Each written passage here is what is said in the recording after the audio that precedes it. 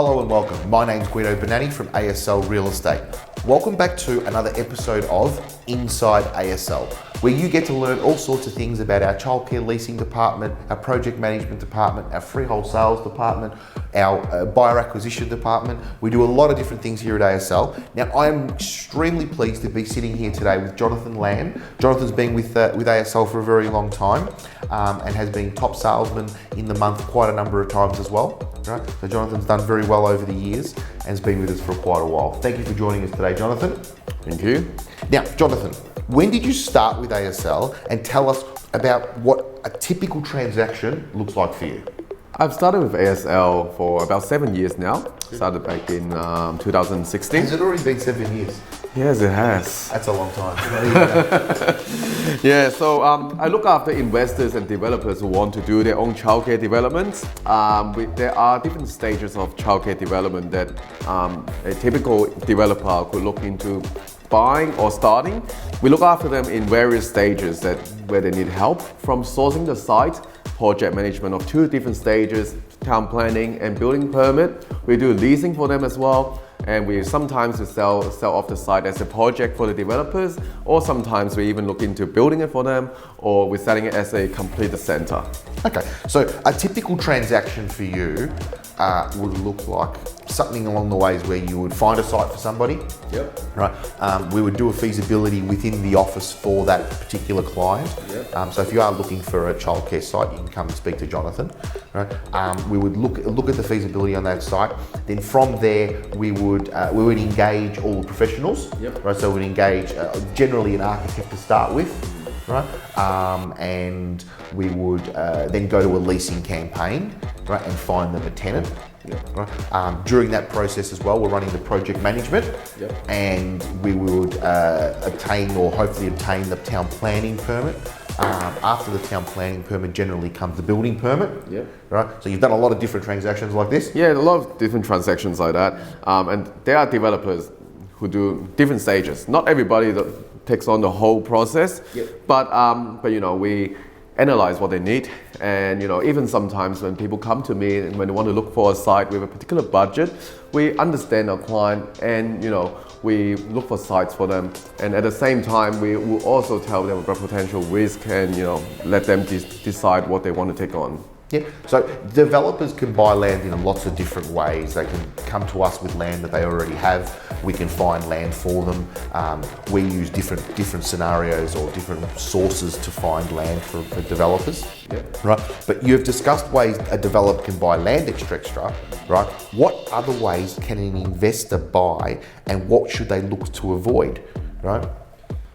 When we talk about what to avoid, let's start with, let's say, a raw site.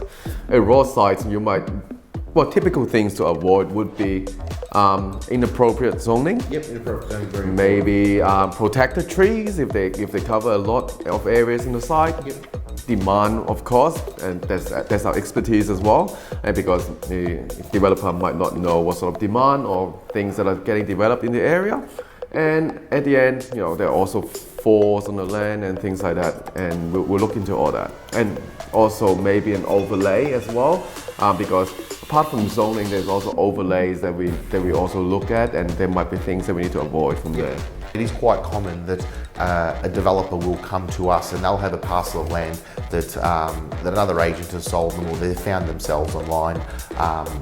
And it says in the description, you know, perfect for childcare. They'll come to us and there'll be, you know, too much fall of land. There'll be a whole lot of protected trees. It's in the wrong zoning. There's no demand in the area because there's, you know, 5 other childcare centres that are already going up. Yep. Right. But that's one of the things that we nip in the butt straight away, where we sort of say, well, this doesn't work as a development. Yep. Right. Let's find you a site that does work as a development. Yeah, that's one of the things you love to do, isn't it? Yeah, that's pretty much my everyday task. When you touch on developers taking sites to us, you know, we analyze it for them. We ask our professionals as well in terms of advisors. Yeah. And you know, we from our experience, we'll look into what sort of scale of a development we can do there. Yep. And we can look into whether it works financially, because it's easy to say a site works for childcare, because a lot of agents say that. But whether it works financially or whether it is likely to happen, this is the type of stuff that we need to advise our. Well, that's our expertise here at ASL. Yeah. Right, and we love doing what we do, and we love having Jonathan do it with us every single day. Where he's been with us now since 2000 and what was it? 2016. Yeah. Wow. Now, one of the things that I really want to touch on here is that every single development has risk attached to it. One of our largest roles at ASL, right, is to look at that risk and use our expertise to minimise it. That's one thing we really pride ourselves on. By example, one of your recent projects that you took from buying the land, right, to selling the completed turnkey childcare centre. Give us an example of how that went, right? And feel free to mention the address if you like. Well, I've been involved in a lot of different projects. If you want to talk about a recent one that we've took from scratch to finish, it would be one that is in 137 Overport Road in Frankston. Yep. We have identified the site a long time ago. I actually remember when you identified that site, Jonathan and I jumped out in the car and we drove from our office from here in Kew out to Frankston. Yeah, Frankston. And we met the agent there. There was a lot of people looking at the site. So yeah, I remember when you identified that site. It was a great site. Yep. So it was a main road corner block. We identified the site. We purchased the site. We did the project management there for the client. We did the leasing for them. And then once we've got the permit, we did the building permit, Yep. the project management, and then we've sold the completed centre as off the plan. I think you missed one important factor there. We also introduced the builder to that site. Yeah. Right? Yeah. So you identified the site, feasibility was done on it. The site was then purchased through our office. Right. From then, we engaged town planners and architects. Yeah. We leased the site at the same time. We obtained the planning permit for that site. We obtained the building permit for that site. We engaged the builder, and we also sold that site. Now, this particular one, you see a lot of childcare centres that are sold as a completed centre. This one here, I believe, Jonathan, we actually sold it off the plan before the dirt was even turned. Is that correct? That's correct. Yeah, what a great deal. And you, as you said at the start of all this, you've done numerous of those. That's just one that sticks in your mind. Yep. Probably because it was you and I that drove out there to have a look at it. Yeah. It was sold most recently as well. Yeah, it was both quite recently as well. Now, one last question for Jonathan. Build or buy an existing childcare centre, what would you do? It all comes down to the willingness of risk taking. As the higher risk, the better return. But at the same time, it all comes down to the appetite of the investor as well. An existing childcare gives a fixed return, while if you want to be more adventurous, you want to do your own developments, there's more risk involved, but there's a potentially higher return in it as well. But if you ask me personally, I've done developments that are from scratch and also as a project. Yeah, fantastic. So there's sort of three different stages there that you can get into the market. Stage one being buying a block of land, getting the permit, getting the tenant yourself, and going through and building, which would obviously have the highest amount of risk. Right? Then you can also go out and buy a site that already has a permit and has a tenant, right? Which has some risk still, but it is mitigated to the most amount, right?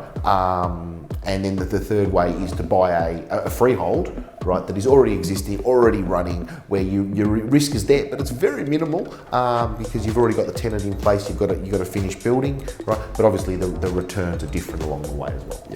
Look, Jonathan, thank you very much for joining us today. I really enjoyed sitting with you and having a little bit of a chat.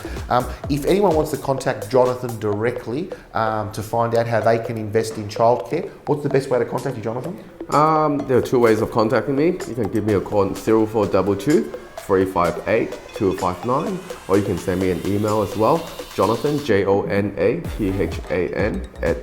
@aslre.com.au. Thank you very much. Guys, thank you very much for watching. We've really enjoyed bringing this video to you today. If you haven't already done so, please hit that subscribe button so you get to see all these videos when they come out. Right? And please hit the like button as well, works with the algorithms of YouTube. Right. Once again, thank you very much for watching and have a lovely day.